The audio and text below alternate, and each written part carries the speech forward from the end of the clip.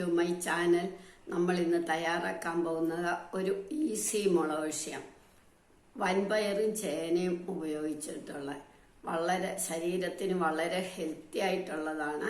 അതെങ്ങനെയാണ് തയ്യാറാക്കുന്നതെന്ന് നമുക്ക് നോക്കാം. ചേനയും വൻപയറും കൂടെയുള്ള moloshyamത്തിന് ചേന 1/2 കപ്പ് അരിഞ്ഞത്, വൻപയർ 1/4 കപ്പ് കുതിർത്ത്, അത് 1/2 കപ്പ് ആകും. കുതിർത്ത് കഴിയുമ്പോൾ 3-4 മണിക്കൂർ കുതിർക്കണം.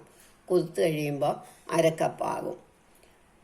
1/2 കപ്പ് തേങ്ങ തിരികിയത്, 1 ടീസ്പൂൺ മുളക് പൊടി, ഉപ്പ് പാകത്തിന്. ഇനി എങ്ങനെയാണെന്ന് നോക്കാം. നമ്മൾ കുക്കർ അടുപ്പേ വെച്ചു. കുതിർത്ത പയറായതുകൊണ്ട് പയറും ചേനയും കൂടെ നമുക്ക് ഒരുമിച്ചിടാം.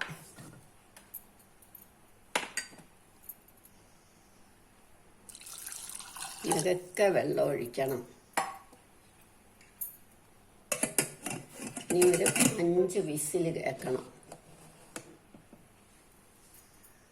നമുക്ക് സ്റ്റൗ ഓണാക്കി 5 വിസിൽ കഴിയുമ്പോൾ നിർത്താം. ആ സമയത്തേക്ക് നമുക്ക് തേങ്ങ മുളക് പൊടി കൂട്ടി അരച്ചുകൊണ്ട് വരാം. ഉപ്പ് വെന്ത് കഴിഞ്ഞിട്ടേ ഇടാവുള്ളൂ. 5 വിസിലായി, നമുക്ക് നിർത്താം. ഇനിയും തണുക്കട്ടെ. 5 വിസിലൊക്കെ കഴിഞ്ഞ് തണുത്തു. നമുക്ക് ഇനി ഇത് ഉപ്പിട്ട് ഒന്നും കൂടെ വിസിൽ കേൾപ്പിക്കാം. ഉപ്പ് അവരവരുടെ പാകത്തിന്.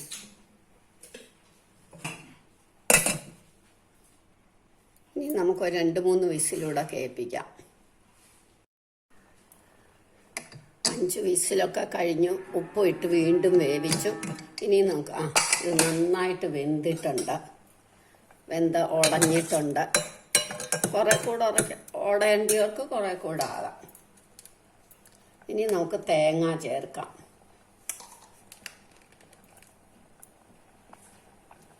ഇനി നമുക്ക് തേങ്ങ അരച്ചല്ലോ, അതും കൂടെ ചേർക്കാം.